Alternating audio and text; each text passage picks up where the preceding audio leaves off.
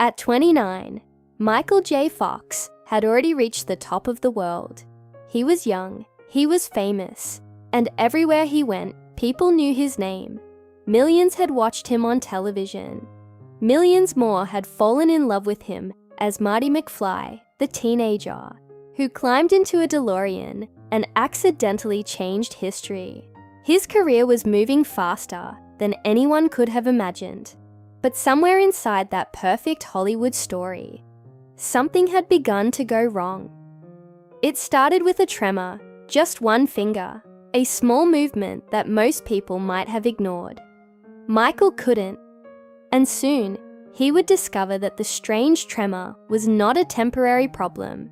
It was a warning that his body was changing, and the diagnosis that followed would force him to confront a future he had never imagined: Parkinson's disease, at just 29 years old. For a man who had built his career on energy, movement, and youth, the timing was almost cruel. But what Michael J. Fox didn't know at that moment was that the diagnosis would eventually become only one part of his story, because the real question wasn't whether Parkinson's would change his life. It was what he would do after it did.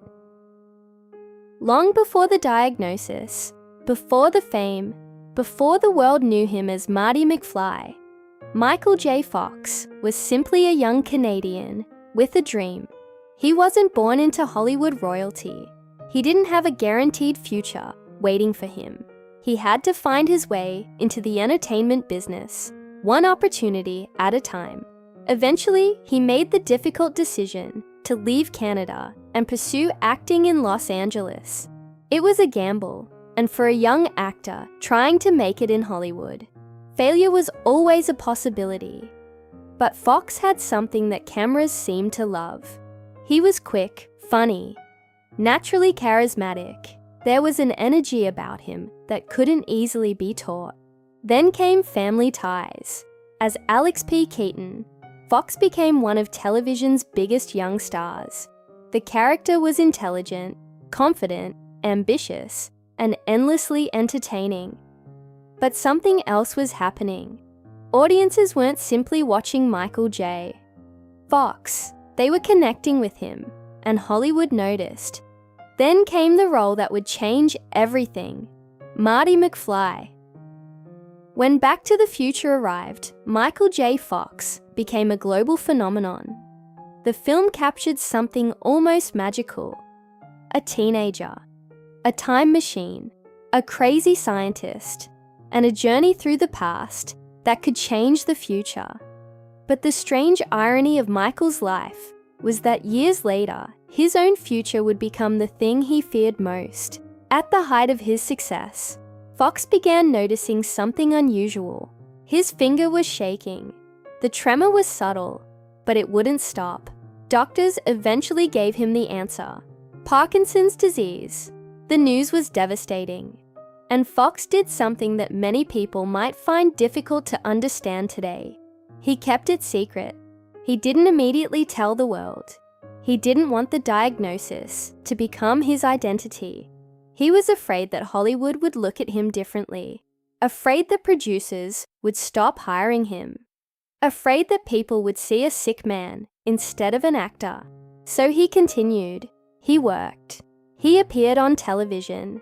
He made movies. He smiled for cameras. And somewhere behind that smile was a secret that could change everything. For years, the world continued to see the same Michael J. Fox, the energetic star, the funny actor, the man who seemed almost impossible to slow down. But privately, Fox was living with a reality that very few people understood. His body was changing, and there was nothing he could do to stop it. Eventually, the secret became too heavy to carry. Fox began confronting not only the disease, but also the fear surrounding it. He later spoke about using alcohol as a way of coping with the emotional weight of his diagnosis. It became another battle, a private struggle happening alongside the public one. But there comes a moment when running from reality becomes more exhausting than facing it. For Michael, that moment eventually arrived. He stopped hiding, and when he publicly revealed his diagnosis, something remarkable happened. The story changed. The world didn't see a defeated actor. It saw a man who had been given an impossible challenge and was choosing to speak about it. And suddenly, Michael J. Fox had a new role. Not one written by Hollywood. Not one created by a screenwriter. This time, he was playing himself. And the stakes were real. He became an advocate for Parkinson's research. He spoke openly about his experience. He used his fame to bring attention to a disease that millions of people were living with, often quietly. And in 2000, he established the Michael J. Fox Foundation for Parkinson's Research. The organization would go on to become one of the most significant forces in Parkinson's research and advocacy. But behind the foundation and the public appearances was still a human being, dealing with the reality of the disease. There were difficult days. There were physical challenges. There were moments when his body reminded him that the old version of his life was disappearing. And perhaps that is the part audiences rarely see when they watch celebrities struggle. The headlines show the diagnosis. The interviews show the courage. But they don't show the quiet moments afterward. The moments when a person has to accept that something they once took for granted may never be the same again. For Michael J. Fox, one of those losses was his relationship with acting. The career that had once defined his life became increasingly difficult, but he refused to let that mean he had nothing left to give. He adapted. He continued appearing in television and film when possible. He found ways to work within the limitations of his condition. And slowly, his definition of success began to change. When he was younger, success meant getting the role, being famous, having another hit, standing in front of the camera. But now, success meant something different. It meant being present, being useful, being there for his family, and helping create a future that might be better for the people who would come after him. That future became especially important because Michael wasn't fighting alone. His wife, Tracy Pollan, remained by his side. Their relationship had begun in Hollywood, but it endured far beyond the world of movie premieres and television sets. Together, they built a family, and together, they faced a reality neither of them had planned for.